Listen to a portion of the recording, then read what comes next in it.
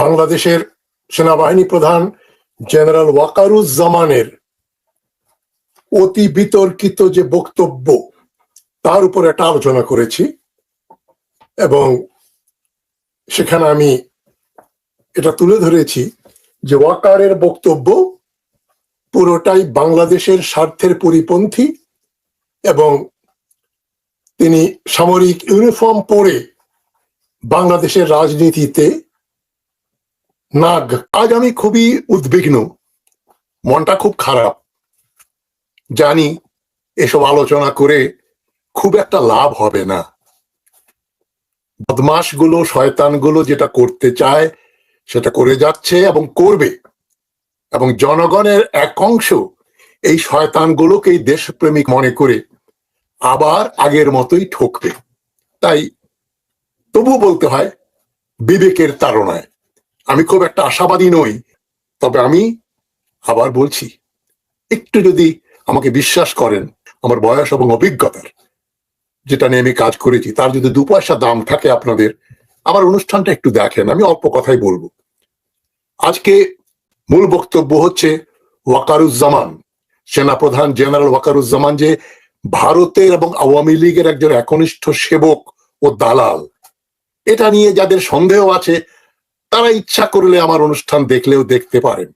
প্রিয় দর্শক, বর্তমান সময়ে সেনা প্রধানকে নিয়ে চলছে অনেক জল্পনা কল্পনা, অনেক আলোচনা সমালোচনা চলছে এবং সেনা প্রধান নাকি ভারতের এজেন্ট, ভারতের প্রেসক্রিপশনে তিনি এখনো চলছে। এই বিষয়ে কথা বলছেন সবার প্রিয় পরিচিত মুখ জনাব তাজ হাশমি। প্রিয় দর্শক, আমরা সরাসরি ভিডিও স্ক্রিনে চলে যাবো, সেখানে বিস্তারিত দেখে আসবো। পরিপন্থী এবং তিনি সামরিক ইউনিফর্ম পরে বাংলাদেশের রাজনীতিতে নাগ গলিয়েছেন এবং অনেক কথা বলেছেন যেগুলো পৃথিবীর যে কোনো গণতান্ত্রিক দেশে সে দেশের সেনা অফিসার বা সামরিক বিভাগের কোনো অফিসার যদি এ ধরনের কথা বলতো, তার চাকরি চলে যেত এবং তার জেল হবারও সম্ভাবনা ছিল। কিন্তু বাংলাদেশে তো ব্যাপারটা উল্টো। সরকারই তো চালাচ্ছে ওয়াকারুজ্জামান, শাহাবুদ্দিন চুপ্পু আর আসিফ নজরুল। যেটা বারবার এই জন্যই বলি যেন জিনিসটা আপনারা বুঝতে পারেন। বাংলাদেশে একটা প্রচ্ছন্নভাবে একটা ভারতপন্থী সরকার ডক্টর ইউনূসের নামে দেশ শাসন করছে এবং তারাই দাবার ছকে বিভিন্ন রকম চাল দিয়ে বাংলাদেশকে একটা অকার্যকর রাষ্ট্রে পরিণত করার চেষ্টা চালিয়ে যাচ্ছে। বহুলাংশে তারা সফল হয়েছে। আজ আমি নিজের কথা বলবো না, আমি আজ ভারতীয় থিঙ্ক ট্যাঙ্কস, অবসরপ্রাপ্ত জেনারেল, অবসরপ্রাপ্ত রাষ্ট্রদূত এবং তাদের রাজনৈতিক করেন পর্যালোচক 3 জনের বক্তব্য নিয়ে একটা ভারতের একটা মিডিয়া আউটলেট, প্রথম টাইটেল হচ্ছে কু ইন বাংলাদেশ, আর পরে একটা সাবটাইটেল করেছে military take over in Bangladesh প্রশ্নবোধক চিহ্ন। বাংলাদেশে কি সামরিক অভ্যুত্থান হতে যাচ্ছে? তবে এখানে একজন retired lieutenant general Ravi Shankar, তারপরে বাংলাদেশে আগে ভারতীয় যে রাষ্ট্রদূত ছিলেন ভিনা সিকরি এবং একজন সংবাদ পর্যালোচক রাজনৈতিক বিশেষজ্ঞ রাজা মুজিব, এই 3 জন একটা আলোচনা করেছেন 28শে ফেব্রুয়ারি। আলোচনার মূল বিষয়বস্তুই হচ্ছে জেনারেল ওয়াকারুজ্জামানকে গ্লোরিফাই করা। ওয়াকারুজ্জামান একজন ভালো মানুষ, দেশপ্রেমিক, শান্তিপ্রিয়, গণতান্ত্রিক, ডক্টর ইউনূসের মতন নন এবং একজন ধর্মনিরপেক্ষ, একজন সচেতন ব্যক্তি যাকে ভারত খুব পছন্দ করে। তো আমি যেটা আগে আমার আলোচনা যেটা পরশুদিন বলেছি যে জেনারেল ওয়াকার যে ভারতের দালাল, সেটা আর প্রমাণের অপেক্ষা রাখে না। আজকে আজকের আলোচনা মনে করবেন তারই একটা দ্বিতীয় পর্ব। কারণ আমার ইউটিউবের কমেন্টের ভিতরে অনেকে বলেছেন যে আমি যেন ওয়াকারুজ্জামানের উপরে আরো আলোকপাত করি। তো আমি আমার বক্তব্য না দিয়ে ভারতীয়রা কি বলে, এবং তারা খুবই ইনফ্লুয়েন্সিয়াল ভারতীয় লোকজন, তাদেরকেই, তাদের মুখে ওয়াকারুজ্জামান এবং বাংলাদেশ সম্বন্ধে আমরা কি শুনছি ওয়াকারুজ্জামানের বক্তব্যের পরে, সেটাই আজকের আলোচনার মূল বিষয়বস্তু। যে ভারত জেনারেল ওয়াকারকে হাসিনার বিকল্প হিসাবে চায়।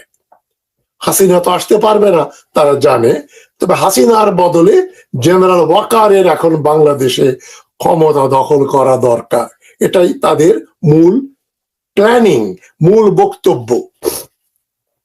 লেফটেন্যান্ট জেনারেল রবিশঙ্কর একজন প্রচন্ড হিন্দুত্ববাদী, বাংলাদেশ, পাকিস্তান ও চীন বিরোধী। তিনি জেনারেল ওয়াকারুজ্জামানের ভূয়সী প্রশংসা করছেন। তিনি বলছেন, ওয়াকারুজ্জামান যে বক্তৃতায় বলেছেন, I had enough for the last 7 months, Waker বলেছেন। এবং উনি যে ডক্টর ইউনূস সরকারকে এবং জাতিকে নাকি সতর্ক করেছেন, এই কথাগুলো ওয়াকারুজ্জামানের বক্তব্যের একটা অংশ সেখানে তুলে ধরা হলো। যাই হোক, উদ্দেশ্য খুব মহৎ নয়। উদ্দেশ্য হচ্ছে বাংলাদেশ এখন একটা বিপর্যয়ের দ্বার প্রান্তে, যে কোনো মুহূর্তে এখানে সামরিক বাহিনী আসবে বা তাদের আসা উচিত, এটাই তাদের মূল বক্তব্য। ভিনা সিক্রিকে প্রথম জিজ্ঞেস করা হলো এই আলোচনায়। ভিনা সিক্রি বলছেন, ওয়াকার তো 5ই আগস্টেও বাংলাদেশ সেনাবাহিনীর প্রধান ছিলেন এবং তিনি এখন ইউনূস সরকারকে ওয়ার্নিং দিচ্ছেন, সাবধান করে দিচ্ছেন, কেননা ইউনূস সরকার এই 7 মাসে কিছুই করেনি যার দ্বারা বাংলাদেশে গণতন্ত্র বা আইনের শাসন নিশ্চিত হতে পারে। ভিনা সিক্রি বলছেন, বাংলাদেশ এখন জামাতে ইসলামী এবং অন্যান্য ইসলামী দল যেমন হিজবুত তাহরির, হেফাজতে ইসলাম, ইসলামিক আন্দোলন, এগুলো নাকি ইউনূস সরকারকে চালাচ্ছে এবং বাংলাদেশের অর্থনীতি ভেঙে পড়েছে, একেবারে ডাউনহিল, একেবারে নিচের দিক, নিম্নগামী। আইন, ল অ্যান্ড অর্ডার সিচুয়েশনও প্রচন্ড রকম ভাবে খারাপ। এই সমস্ত তথ্য দিচ্ছেন ভিনা সিক্রি। এবং ভিনা সিক্রি মনে করেন ইউনূস সরকার কোনো খুব তাড়াতাড়ি নির্বাচন দিবেন না, এবং নির্বাচন না দিয়ে তিনি রিফর্মস করতে চান। উনি বলছেন, ভিনা সিক্রি বলছেন, সেটা সম্ভব নয়, সেটা ব্যাকফায়ার করবে। রিফর্মস বা সংস্কার কেবলমাত্র একটা নির্বাচিত সরকার করতে পারে। বাংলাদেশেও কিন্তু অনেকেই অতি শীঘ্রই নির্বাচনের কথা বলছেন, এবং ওয়াকারুজ্জামানও তার বক্তৃতায় বলেছেন ডিসেম্বরেই নির্বাচন হতে হবে। তার এই বলার অধিকার কে দিল? এটা একটা অনধিকার চর্চা, একটা বেআইনি কাজ করেছে হাসিনার জেনারেল ওয়াকারুজ্জামান। যাই হোক, তাকেই ভিনা সিক্রি এবং ভারতীয় জেনারেল রবিশঙ্কর খুব প্রশংসা করছেন। এবং ভিনা সিক্রি বলছেন, পাকিস্তানের সঙ্গে এখন বাংলাদেশের প্রচন্ড ভালো সম্পর্ক।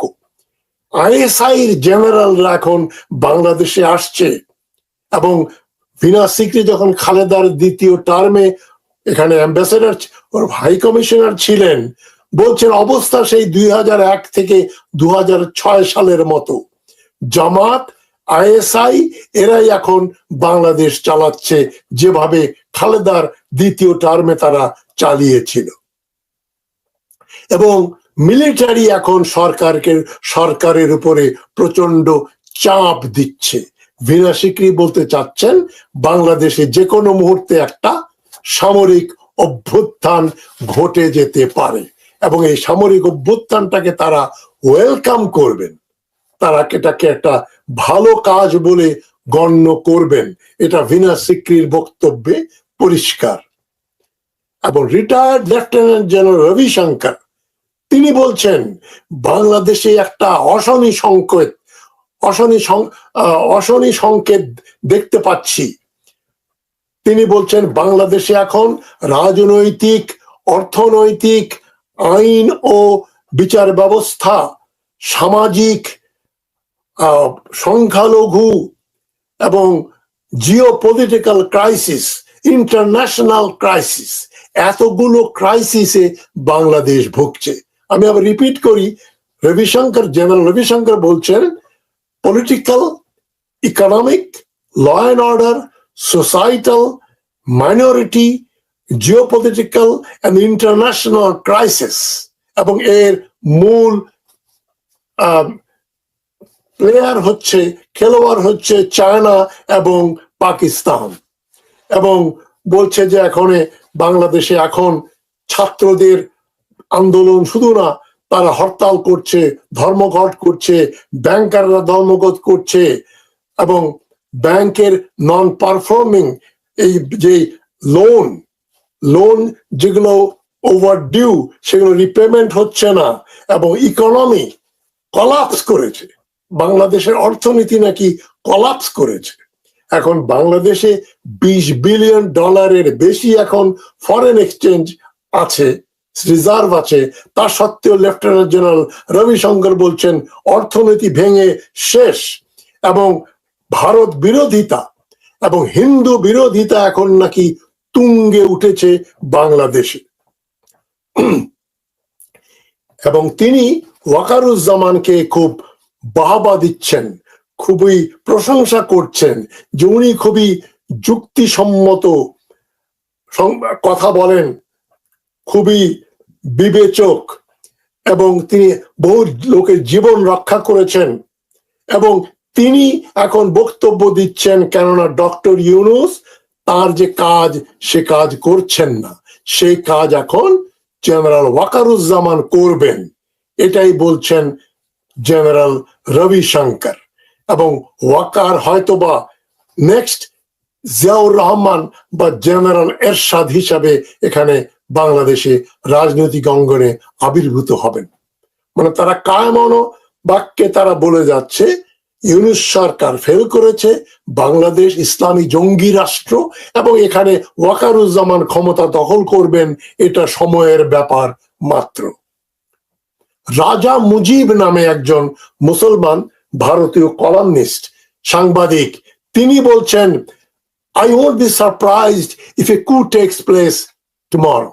আগামীকাল যদি বাংলাদেশে একটা সামরিক অভ্যুত্থান ঘটে তাহলে আমি অবাক হব না। হয়তোবা জেনারেল ফজলুর রহমান অথবা 9th ডিভিশন, যেটাকে উনি 9th ব্রিগেড বলছেন, 9th ডিভিশনকে বলছেন কু ডিভিশন, যারা কু করে তারা খুবই সক্রিয়, এবং আর্মি এখন টেক ওভার করবে, এবং না করলে বাংলাদেশে একটা গৃহযুদ্ধ লাগবে। এই গৃহযুদ্ধ বন্ধ করতে হলে জেনারেল ওয়াকারকে সামরিক অভ্যুত্থান ঘটাতে হবে। এবং তখন তাকে ওই যে সঞ্চালক জিজ্ঞেস করলেন যে আর্মির এই যে আর্মি যে ক্ষমতা নেবে, এটাকে একটা ইন্টারিম রুল হবে? এটা জেনারেল রবিশঙ্করকে জিজ্ঞেস করছেন সঞ্চালক। রবিশঙ্কর বলছেন, once an army general takes power, he won't leave so soon. আর্মির একজন জেনারেল যখন ক্ষমতা দখল করবেন, তখন তিনি খুব তাড়াতাড়ি ক্ষমতা ছেড়ে চলে যাবেন না। তার মানে আমরা যেটা আভাস পাচ্ছি, জেনারেল ওয়াকার আসবেন এবং কমপক্ষে 10-12 বছর এখানে এরশাদের মতো শাসন করে দেশটাকে ভারতের সঙ্গে বন্ধুত্ব, সৌহার্দ্যমূলক সম্পর্ক থাকবে, এই ধরনের একটা সরকার গঠন করবেন জেনারেল ওয়াকারুজ্জামান। এবং আর্মি একটা ভায়োলেন্ট টেক ওভার করতে পারে, একটা দুর্ধর্ষ রক্তক্ষয়ী বিপ্লবের মাধ্যমেও ওয়াকারুজ্জামান ক্ষমতায় আসতে পারেন। তার মানে বলতে চাচ্ছেন ডক্টর ইউনূস সরকারের ডক্টর ইউনূস সহ সবাইকে সশস্ত্র সংগ্রামে বিদ্রোহের দ্বারা, বিপ্লবের দ্বারা অপসারিত করে তারা ক্ষমতায় আসবেন। এবং ছাত্রদের যে দল হয়েছে সেটা নিয়ে রবিশঙ্কর বলছেন তারা একটা রাজনৈতিক ভূমিকা পালন করবে, তবে সবচাইতে আশঙ্কার ব্যাপার হচ্ছে China playing a very dirty role in Bangladesh. যেন রবিশঙ্কর বলছেন যে চীনের ভূমিকাটা খুবই জঘন্য, খুবই নোংরা, তারাই বাংলাদেশকে ডিস্টেবিলাইজ করছে এবং ভারত থেকে বাংলাদেশকে দূরে সরিয়ে দিচ্ছে। এবং জেনারেল ওয়াকার তাদের ভরসার কেন্দ্রবিন্দু, তিনি ক্ষমতায় এসে মাইনরিটির উপর যে আক্রমণ হচ্ছে, ভিনা সিকরি বলছেন attacks on minorities, killing, rape, looting, arson. Hasina অপসারিত হবার পরে বাংলাদেশে নাকি হিন্দু কমিউনিটির উপরে হত্যাযজ্ঞ চালানো হয়েছে, ধর্ষণ করা হয়েছে, লুটপাট করা হয়েছে, তাদের বাড়িঘর সম্পত্তি নাকি পুড়িয়ে দেয়া হয়েছে। এই যে অগাস্টের প্রথম দিকে আমরা যা শুনে আসছিলাম ভারতীয় মিডিয়াতে, এই অপপ্রচারটা এতই সাকসেসফুলি করেছে ভারতীয় সরকার যে অমর্ত্য সেনের একটা রিপোর্ট দেখলাম, তিনিও বলেছেন যে ডক্টর ইউনূস উচিত ছিল হিন্দুদের এই হত্যা এবং হিন্দুদের ধর্ষণ এবং লুটপাট বন্ধ করা, যেটা ইউনূস সরকার করতে পারেননি। অমর্ত্য সেনের মতো একজন উদার ব্যক্তি, তিনিও কনভিন্সড হয়েছেন অপপ্রচারের ফলে যে বাংলাদেশে প্রচুর হিন্দুদের উপর হামলা হয়েছে। এবং ভিনা সিকরি বলছেন জয়শঙ্কর যখন বাংলাদেশে এসেছিলেন, ভারতের পররাষ্ট্রমন্ত্রী, তিনি তখন নাকি বাংলাদেশের পররাষ্ট্র মন্ত্রণালয়ের উপদেষ্টা তৌহিদ হোসেনকে বলেছিলেন ডু নট নর্মালাইজ টেররিজম, সন্ত্রাসটাকে স্বাভাবিক পথে স্বাভাবিক করে নেবেন না, সন্ত্রাসী শাসন চালাবেন না আপনারা। এক কথায় জয়শঙ্কর বাংলাদেশের পররাষ্ট্র উপদেষ্টাকে বলেছে যে আপনারা টেররিজমকে নরমালাইজ করবেন না, টেররিজম একটা অস্পৃশ্য জিনিস, ওটাকে আপনারা আলিঙ্গন করবেন না এবং পাকিস্তানের দিকে এতটা ঝুঁকবেন না, এটাও জয়শঙ্কর বলে দিয়েছেন। এবং বলেছেন যে আমাদের নর্থ ইস্ট, উত্তর পূর্ব যে 7টা রাজ্য, সেগুলোকে আবার অশান্ত করার প্রচেষ্টা আপনারা করবেন না। সুতরাং জয়শঙ্কর নাকি বলেছেন ইউনূসের এই অন্তর্বর্তী সরকার is normalising terrorism in Bangladesh. কি সাংঘাতিক কথা! এবং সেই ইউনূসের বিরুদ্ধে ওয়াকারুজ্জামান বিষোদ্গার করছেন, সেই জন্যই ওয়াকারুজ্জামানকে তারা ধন্যবাদ দিচ্ছেন।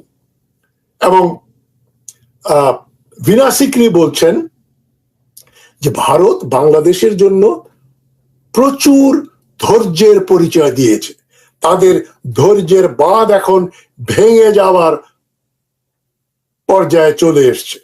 কেননা একদিকে চীন জামাতে ইসলামের নেতৃবৃন্দকে আমন্ত্রণ করলো, তারা ঘুরে আসলো, বিএনপির 2টা ডেলিগেশন গেল চীনে, সুতরাং চীন বাংলাদেশের ব্যাপারে হস্তক্ষেপ করছে, মানে কিসের সঙ্গে কি। এবং ইন্ডিয়ান আর্মির চিফ এর সঙ্গে বাংলাদেশের সম্পর্ক ভালো না, মানে ইন্ডিয়ান সেনাবাহিনী প্রধান দ্বিবেদী, জেনারেল দ্বিবেদী এবং ইন্ডিয়ার পররাষ্ট্রমন্ত্রী, ইন্ডিয়ান সরকার, তারা কেউই বাংলাদেশের বর্তমান পরিস্থিতি নিয়ে সন্তুষ্ট নন, এটা ভিনা সিকরি বললেন। রাজা মুজিব আবার বলছেন বাংলাদেশ হাসিনার সময় উন্নয়নের পথে চলেছিল, অর্থনৈতিক অবস্থা ভালো ছিল, মোটামুটি আইনের শাসন ছিল, সেগুলো সব ভেঙে পড়েছে ইউনূস সরকারের আমলে। মানে আমরা যেটা দেখছি তার ঠিক বিপরীত, একটা 100% বিপরীতমুখী কথা বলছেন রাজা মুজিব। এবং রাজা মুজিব বলছেন শুধু সেনাবাহিনী না, বাংলাদেশের জনগণ ইউনূস সরকারের বিরুদ্ধে রুখে দাঁড়াবে, এবং ওয়াকার নাকি সেটাই হিন্ট দিয়েছেন। ওয়াকার নাকি ইঙ্গিতে কথাই বুঝাতে চেয়েছেন সেদিনের বক্তব্যে। রাজা মুজিব বলছেন যে বাংলাদেশের জনগণ ইউনূস সরকারের উপর ভীষণ বিক্ষুব্ধ এবং তারা রুখে দাঁড়াবে, বিদ্রোহ করবে, and things will turn worse before it becomes good. রাজা মুজিব বলছেন বাংলাদেশের অবস্থা আরো খারাপ হবে এবং তারপরে হয়তো অবস্থার উন্নতি ঘটতে পারে। এবং বলছে মণিপুর এখন বাংলাদেশ এবং মিয়ানমারের ভেতরে স্যান্ডউইচ হয়ে পড়েছে, আমরা এভাবে চলতে দিতে পারি না। এবং ভারতীয় আর্মির সঙ্গে এখন বাংলাদেশের আর্মির যোগাযোগ আছে, এটা আরেকটা গুরুত্বপূর্ণ তথ্য, একটু মনোযোগ দিয়ে শুনবেন। এই তথ্যটা কিন্তু খুব জরুরি এবং আমাদের জন্য আশঙ্কার কারণ। রাজা মুজিব বলছেন যে ভারতীয় সরকারের সঙ্গে বাংলাদেশ সরকারের কোনো সম্পর্ক নেই, ভালো সম্পর্ক না, তবে ভারতীয় সেনাবাহিনীর সঙ্গে বাংলাদেশ সেনাবাহিনীর একটা ভালো সম্পর্ক রয়েছে, দে আর ইন টাচ। মানে জেনারেল ওয়াকার এবং জেনারেল দ্বিবেদী তারা পরস্পরের সঙ্গে কথা বলছেন, যোগাযোগ রাখছেন। এই তথ্যটা কিন্তু আমরা বাংলাদেশের মিডিয়াতে দেখি না। এটাই আজকের বক্তব্যের অন্যতম প্রধান বক্তব্য, যে জেনারেল ওয়াকারকে তারা প্রশংসা করছেন ইউনূস সরকারের বিরোধিতা করার জন্য, কেননা ইউনূস সরকার ইসলামী জঙ্গিদের সরকার, এটাই তাদের মত, এবং চীন এবং পাকিস্তানপন্থী সরকার।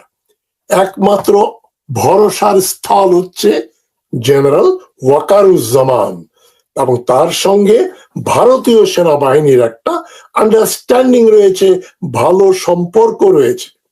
কেননা পাকিস্তানের সঙ্গে ইউনূস সরকার যে যোগাযোগ বৃদ্ধি করছেন, পাকিস্তানের মাধ্যমেই কিন্তু চীন বাংলাদেশে ঢুকে পড়বে আরো বড় বড় আকারে, এবং তারা ভারতের জন্য একটা থ্রেট হবে। এদিকে আবার ভিনা সিকরি বলছেন এই জুলাই আগস্ট মাসে যেটা হলো সেটা কোনো বিপ্লব নয়, কোনো গণ অভ্যুত্থানও নয়। এটা কি? এটা হচ্ছে একটা প্ল্যান্ড আপরাইজিং। চীন এবং পাকিস্তানের এবং ইসলামী জঙ্গিদের পরিকল্পনায় একটা পরিকল্পিত আপরাইজিং। এটা কোনো বিদ্রোহ নয়, বিপ্লব নয়, এটা কোনো গণ অভ্যুত্থান নয়। এবং ভিনা সিকরি বলছেন র্যাডিক্যাল ইসলাম বাড়ছে, এবং উনি একই কথা বলছেন আর্মি টু আর্মি ডায়ালগ বৃদ্ধি পাচ্ছে, যেটা রাজা মুজিবও বলেছেন, ভিনা সিকরিও বলছেন। ভিনা সিকরি আরো বলছেন যে বাংলাদেশে যা কিছু ঘটছে সবকিছু ঘটছে গণতন্ত্রের নামে, all in the name of democracy. কিন্তু জনগণ নাকি বলছে আমরা আগেই ভালো ছিলাম, হাসিনার আমলেই ভালো ছিলাম, এটাই নাকি বাংলাদেশের সাধারণ জনগণের মুখের কথা। এই ধরনের উদ্ভট মিথ্যা অপপ্রচারণার একটাই উদ্দেশ্য, সেটা হচ্ছে বাংলাদেশের সেনাবাহিনী প্রধান যেহেতু ভারতের সঙ্গে খুবই ওতপ্রোতভাবে জড়িত, ভারতের সেনাপ্রধানের সঙ্গে বাংলাদেশের সেনাপ্রধান জেনারেল ওয়াকারুজ্জামানের একটা ভালো সম্পর্ক আছে, এটাই এখানে উঠে আসছে। মূল বিষয় ওটাই যে ঘাবড়ানোর কিছু নেই, বাংলাদেশে একটা সামরিক অভ্যুত্থান ঘটবে এবং সেটা এই ইসলামপন্থী চীন এবং পাকিস্তানপন্থী দুর্বল এবং দুর্নীতিগ্রস্ত একটা ওয়ার্থলেস সরকারকে সরিয়ে জেনারেল ওয়াকার ক্ষমতায় বসবেন এবং ভারতের সঙ্গে সম্পর্ক সুদৃঢ় করবেন, যাতে ভারতের নর্থ ইস্টের রাজ্যগুলো শান্তিতে থাকতে পারে।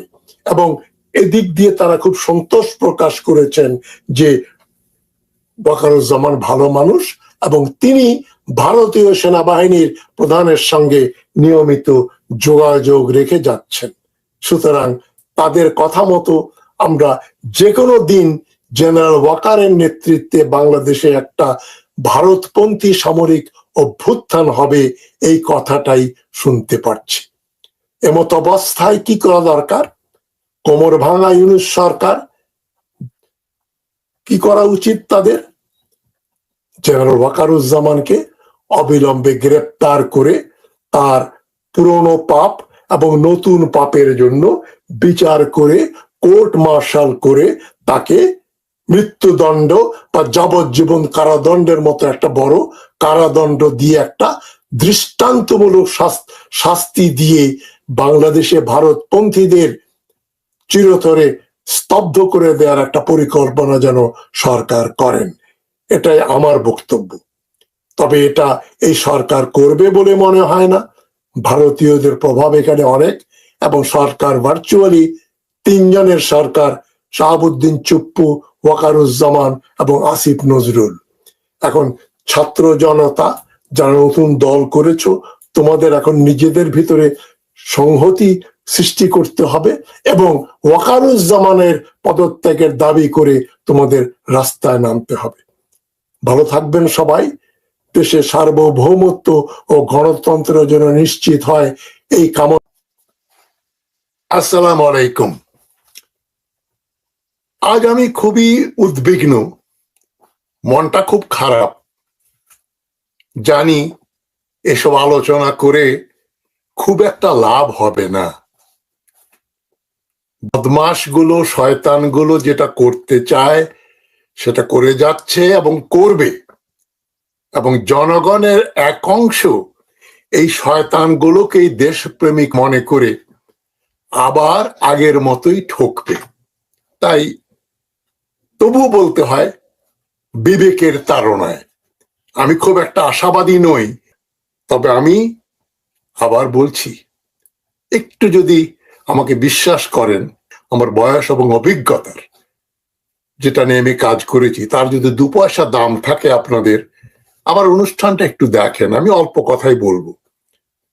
আজকে মূল বক্তব্য হচ্ছে ওয়াকারুজ্জামান, সেনাপ্রধান জেনারেল ওয়াকারুজ্জামান যে ভারতের এবং আওয়ামী লীগের একজন একনিষ্ঠ সেবক ও দালাল, এটা নিয়ে যাদের সন্দেহ আছে তারা ইচ্ছা করলে আমার অনুষ্ঠান দেখলেও দেখতে পারেন।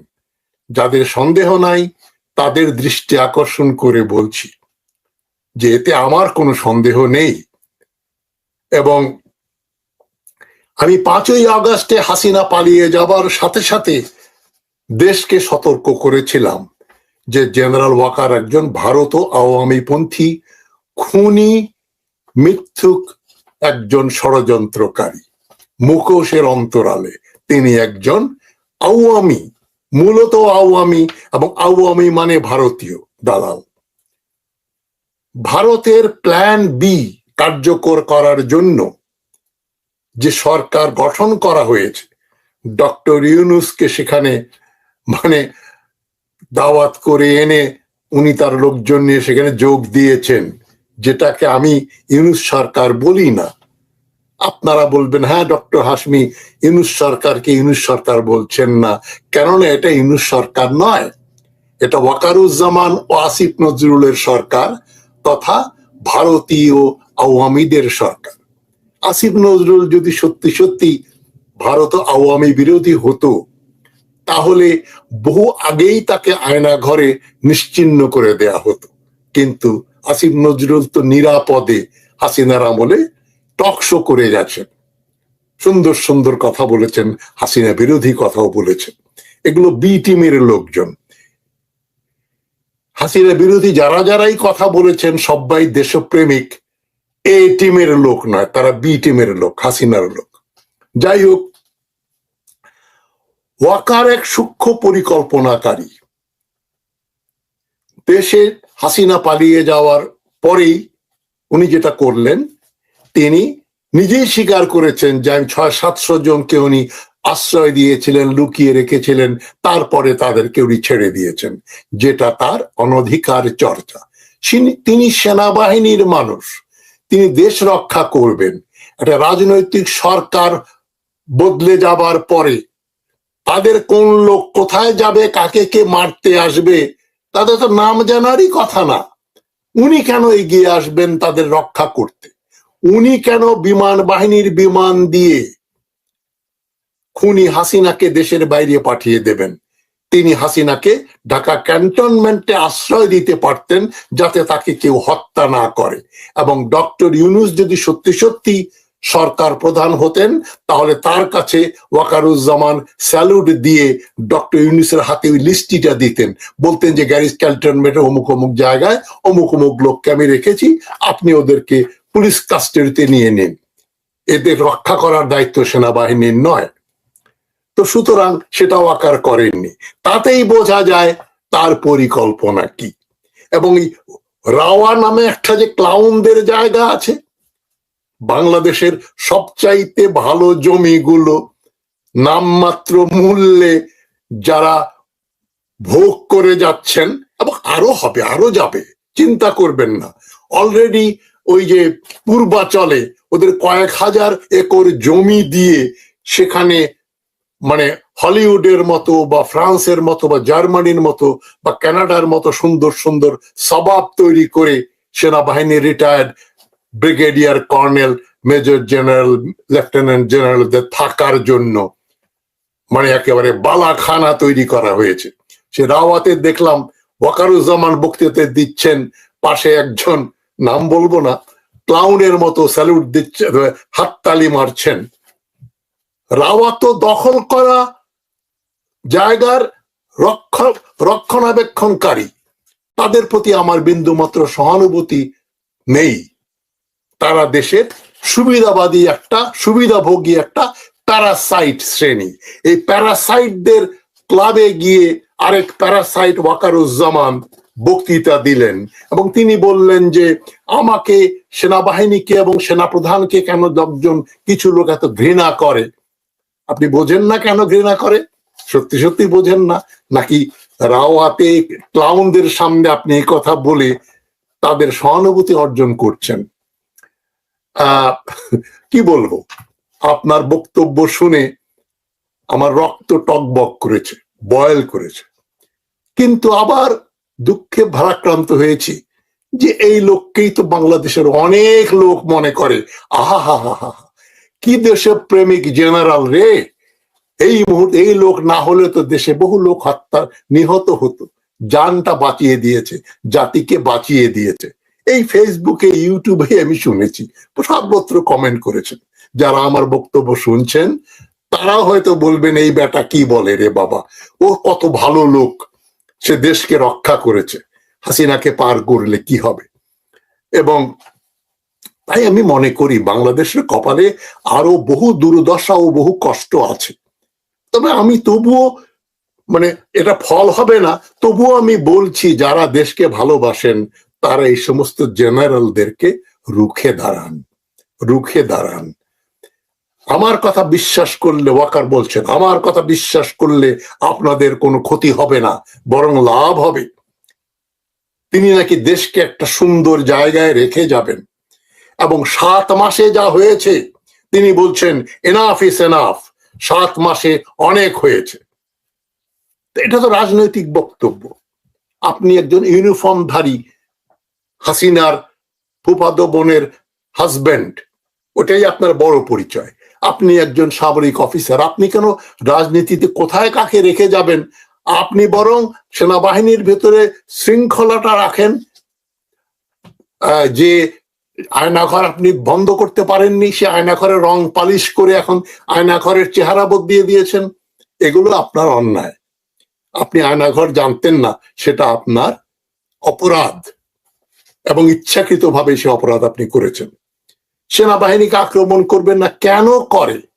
আপনাকে আমরা উপদেশ দেব, আপনি কে? আপনি তো সেনাবাহিনীর লোক, আপনার সঙ্গে আমাদের আমাদের কথা বলার অবকাশ কোথায়? আমরা আপনাকে কেন উপহাস দেব? Who are you? You are just a general. আপনি সার্ভ করবেন, চলে যাবেন, গলফ খেলবেন, মাছ মারবেন, এই হবে আপনার কাজ। আপনি রাজনৈতিক বক্তব্য দিচ্ছেন কেন? এই যে খুনি, আরেক খুনি, জিয়াউর রহমানের খুনি, লম্পট লুটেরা হোসেন মোহাম্মদ এরশাদ, সেও কিন্তু ওই যে 1982 সালের মার্চ মাসের 24শে মার্চের সেনা অভ্যুত্থানের আগে খুব চটাং চটাং কথা বলতো। এই চটাং চটাং কথা এখন শুনছি জেনারেল ওয়াকারুজ্জামানের মুখে। হাসবো না কাঁদবো? আপনাকে আমরা উপদেশ দেব কেন? উনি ক্ষমতা নিতে চান না। ঠাকুর ঘরে কেড়ে আমি কলা খাই না, এটা বলার দরকার কি? আপনাকে তো আমরা বলে নিই আপনি ক্ষমতা নিতে চান, কিন্তু আমরা জানি আপনি ভারতের দালাল। এখন বারবার উনি একটা কথা বলেছেন, বায়বীয় কথা, নিজেরা যদি নিজেদের ভিতরে মারামারি কাটাকাটি করি তাহলে দেশের সার্বভৌমত্ব নষ্ট হবে। কি বলতে চাচ্ছেন? কারা মারামারি কাটাকাটি করছে? এই যে হাইজ্যাকাররা বাসের ভিতরে ধর্ষণ করছে, ডাকাতি করছে, ক্রমান্বয়ে ডাকাতি বেড়ে যাচ্ছে। আপনার র্যাবের একজন অফিসার বলছেন দেশে যেহেতু চাঁদাবাদি বন্ধ হয়েছে তাই এখন তারা এই ছোটখাটো এই অপরাধগুলো করে যাচ্ছে, খুন, হত্যা, ধর্ষণ, লুটপাট। আপনি বলছেন নিজেরা মারামারি কাটাকাটি। কারা কারা মারামারি করলো দেখান না, বলেন না, একটা উদাহরণ দেন না। ছাত্ররা আরেক দল ছাত্রের সঙ্গে মারামারি করছে, এক জাতের রাজনৈতিক দলের কর্মীরা হয়তো আরেকজনকে পিটাচ্ছে, মারছে। এটা কি সার্বভৌমত্ব নষ্ট করে ফেলবে? আপনারা তো যখন 15 বছর মারামারি কাটাকাটি হলো তখন তো নাকে তেল দিয়ে ঘুমিয়েছেন। এই রাওয়ার যারা অফিসার তখনও সক্রিয়ভাবে চাকরি করেছেন, তারা তো তখন হাসিনা জিন্দাবাদ, হাসিনার অনুগ্রহে কিন্তু ব্রিগেডিয়ারের উপরে যারা উঠেছেন তারা তো সবাই হাসিনার অনুগ্রহ প্রাপ্ত রাওয়ার সদস্য। এখন retired arm forces officers welfare association, শুধু কি রিটায়ার্ড মানে সামরিক বাহিনীর অফিসারদের ওয়েলফেয়ার লাগে নাকি? এক একটার ভুড়ি মোটা মাখন রুটি খেতে খেতে একেবারে অবস্থা কাহিল, হয় ডায়াবেটিস নইলে হার্টের রুগী, তাদের আবার ওয়েলফেয়ার লাগবে কি? তোরা তো যথেষ্ট লুটপাট করেছিস। নির্ধারিত ডিওএইচএস এর কালচারটা তো লুটপাটের কালচার, ডিওএইচএস বানিয়েছিস, তোদের আবার ওয়েলফেয়ার করতে হবে। সেখানে গিয়ে আবার সেনাপ্রধান বক্তৃতা দিয়ে আমাদেরকে বলছেন যে মারামারি কাটাকাটি বন্ধ করতে হবে। মারামারি কাটাকাটি তো আপনারা শুরু করেছেন, 1000 লোক মেরেছেন, আপনার বাহিনীর লোকজন, সেনাবাহিনীর লোকজন হত্যা করেছে, তা আপনাদের ঘৃণা করবে না? ওয়াকারুজ্জামান সাহেব, আপনি হাসিনাকে হেলিকপ্টার দিয়ে বিদেশে পাঠিয়ে দিয়েছেন, আপনার আন্ডারে 600-700 লোক ছিল, তাদের কথা বাংলাদেশ জানলো না, আমরা জানলাম না। এটা কি আপনাকে লোকে যে থুতু দেয় না, দিতে পারে না? কেননা আপনার হাতে বন্দুক আছে, আপনি বন্দুক ছেড়ে রাস্তায় আসেন না। দেখেন কি অবস্থা করে, এই পরিমাণ ঘৃণা লোকে করে আপনাদের। আপনার র্যাবের হেলিকপ্টার দিয়ে মানুষ হত্যা করছে, আপনি বলছেন শুধু পুলিশ পুলিশ মেরেছে। একবার পুলিশের উপর সব দায় দিয়ে দিলেন, এখন বলছেন বিডিআর হত্যায় এই 57 জন অফিসারকে সেনাবাহিনী হত্যা করেনি। সেনাবাহিনী হত্যা করেছে কথা কি কেউ বলেছে ওয়াকার সাহেব? কেউ তো বলেনি। সবাই বলেছে বিডিআর এর কিছু জওয়ান আর হিন্দি ভাষী এই যে একজন বিধবা আর্মি অফিসারের যে বিধবা স্ত্রী, তিনি বলেছেন। কি বলেছেন? এই আজকেই দেখলাম উনি বলছেন আমার স্বামীকে নিয়ে যারা ঘেরাও করে রেখেছিল, উনি বলেছিলেন, ফোনে বলেছিলেন এরা সব বিদেশি, এরা হিন্দিতে কথা বলছে। হিন্দি দেখি বাংলাদেশ বিডিআর এর সৈন্যরা কি হিন্দিতে কথা বলে নাকি?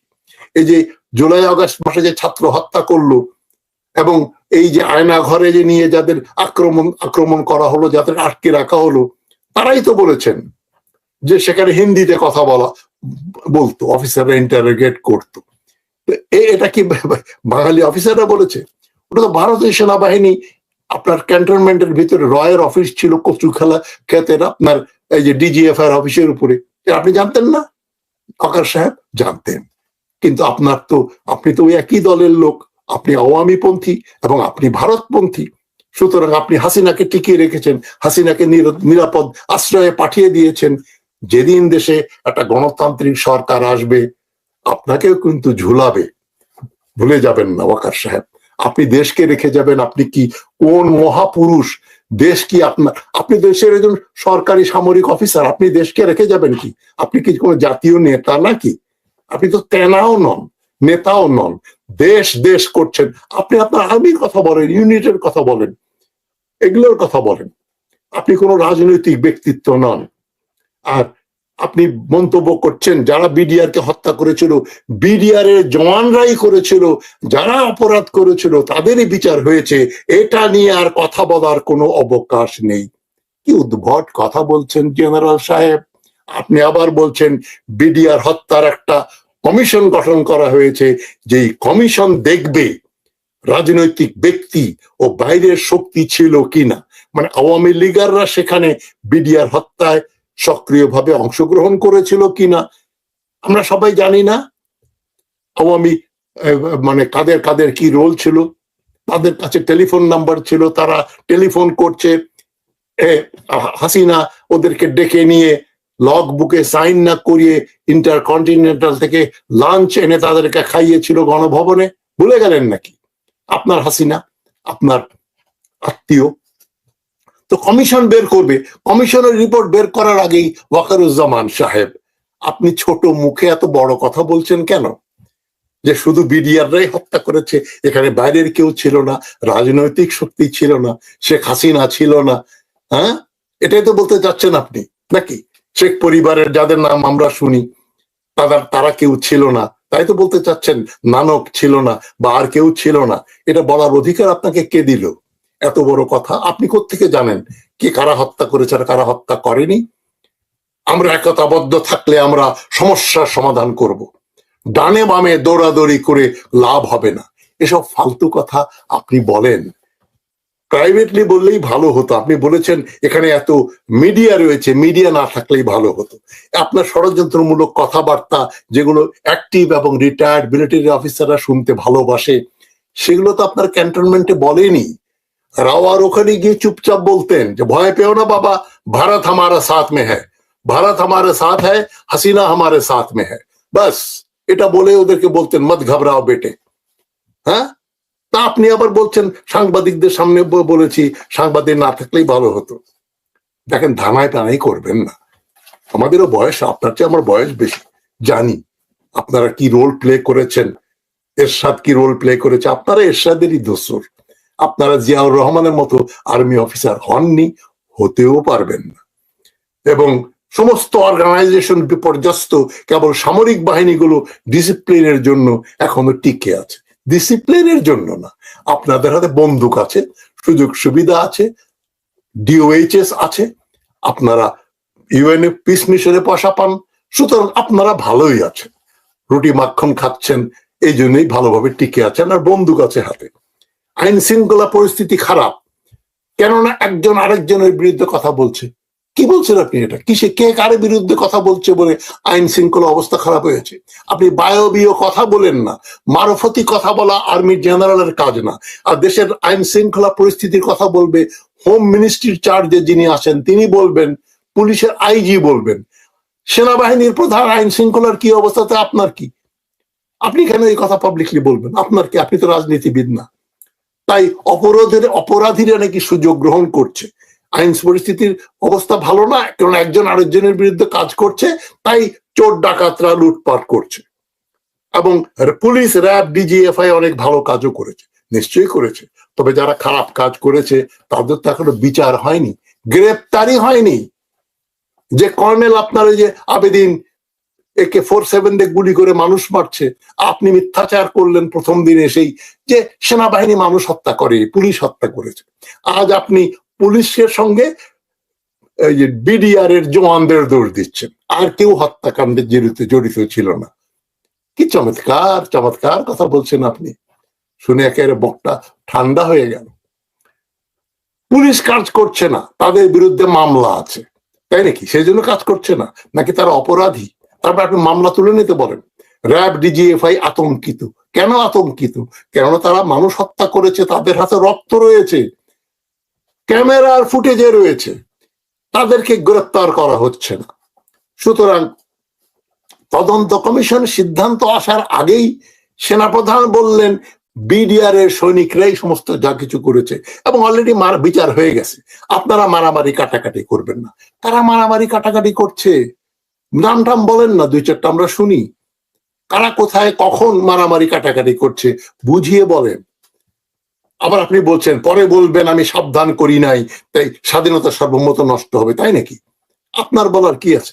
আপনি ইউনূস সাহেবকে বলেন, উনি যদি সত্যি কোনো ক্ষমতা থাকে, উনি তো আপনাদের অধীনস্থ কর্মচারী।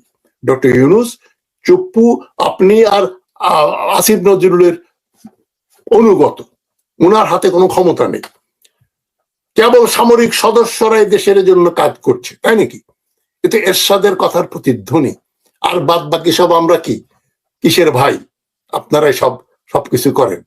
আমি কথাটা বললাম না কিসের ভাই বলে আপনারা মিন করছেন। Bloody civilians are useless, we are the only patriots, you guys are the patriots and we are useless people, this is what you mean?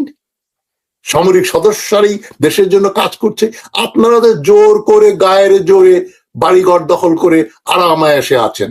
DOHS এর ভিতরে, ক্যান্টনমেন্টের ভিতরে গেলে মনে হয় না এটা বাংলাদেশ। আপনাদের special hospital CMH Dhaka medical কলেজের সঙ্গে তুলনা করা যায়? যায় না। আপনারা প্রিভিলেজদের ভিতরে সবচেয়ে প্রিভিলেজ ক্লাস, প্যারাসাইট, পরগাছা। এই পরগাছা থেকে আপনি বড় বড় কথা বলছেন, রাওয়াকে বললেন আপনাদের মেডিকেল ফ্যাসিলিটি আরো সুন্দর হবে ইত্যাদি। কেন, আমরা কি দোষ করেছি? আমাদেরটা হবে না কেন? মিডিয়া না থাকলেই বোধহয় ভালো হতো, এটা সত্য কথা বলেছে। যাই হোক, ওইদিকে আবার অবসরপ্রাপ্ত ব্রিগেডিয়ার সাখাওয়াত হোসেনের এক বক্তব্যে এখন বিএনপি নেতা বলছে, রুহুল কুদ্দুস রিজভী বোধহয় বলছেন যে সেনাবাহিনী, মানে সাখাওয়াত সাহেব বলেছিলেন যে সেনাবাহিনীকে বলেছি চাঁদাবাজদের পা ভেঙে দিতে হবে। কি ধরনের অ্যানার্কিস্ট কথাবার্তা! একজন রিটায়ার্ড ব্রিগেডিয়ার জেনারেল তিনি বলেন সেনাবাহিনীকে বলে দিয়েছি চাঁদাবাজদের পা ভেঙে দিতে। এটা কি কারো অধিকার আছে কারো পা ভেঙে দেওয়ার বাংলাদেশে? চাঁদাবাজ কি কারো গায়ে লেখা থাকে? তো কই, 7 মাসে তো কাউকে পা ভেঙে দিতে পারলেন না, গ্রেপ্তারি করতে পারলেন না। আর ওই কথা বলে এখন পা ভেঙে দেবেন, অমুকের মাথা ভেঙে দেবেন, এই ধরনের ফাজলামি সুলভ কথাবার্তা আর্মি অফিসাররা কেন বলবেন? উনি রিটায়ার্ড, উনি আওয়ামী লীগকে রক্ষা করতে চান। আর এই ওয়াকার সাহেব খুবই ধুরন্ধর গভীর জলের মাছ, তিনি রিটায়ার্ড নন, তিনি জাতে মাতাল তালে ঠিক, তিনি আওয়ামী ঘরানার লোক, তিনি ভারতের লোক, তিনি রয়ের লোক, এবং তিনি যে কথাগুলো বলছেন এরশাদ ক্ষমতা গ্রহণ করার আগে কিন্তু এ ধরনের কথা বলতো। আবার ওয়াকার সাহেব বলছেন আমি কিন্তু ওই দিকে যাব না, ক্ষমতার দিকে যাব না। আরে ক্ষমতা তো আপনার হাতেই এখনো আছে, আপনি তো কলকাঠি নাড়েন, ডক্টর ইউনূস তো ছিল ছাপ্পড় মারেন, উনার হাতে তো কোনো ক্ষমতা নেই, সিল দেন উনি। তো এটা সবাই আমরা জানি। সুতরাং জনগণ আপনাকে কেন ঘৃণা করে, সেনাবাহিনীকে কেন ঘৃণা করে, ডিজিএফআই এর কথা তো তারা ভোলে নাই, আরো 100 বছরেও ভুলবে না। আয়নাঘরের কথা কি আমরা ভুলবো? আমার নাতির নাতিও মনে রাখবে। সুতরাং আপনারা তো ধোয়া তুলসী পাতা নন, আপনারা এর প্রতিকার করেননি। উঁচু উঁচু উঁচু কথাবার্তা বলছে সে পাকিস্তান আর্মির অফিসারদের মতো, রাজনৈতিক বক্তব্য দিয়ে বেড়াচ্ছেন। আপনার রাজনৈতিক বক্তব্য দেয়া দেখেই বোঝা যায় আপনার মন মে কি আছে রে, বাঙালির মন মে কি আছে রে, ওটা কিন্তু আপনি পরিষ্কার করে দিয়েছেন।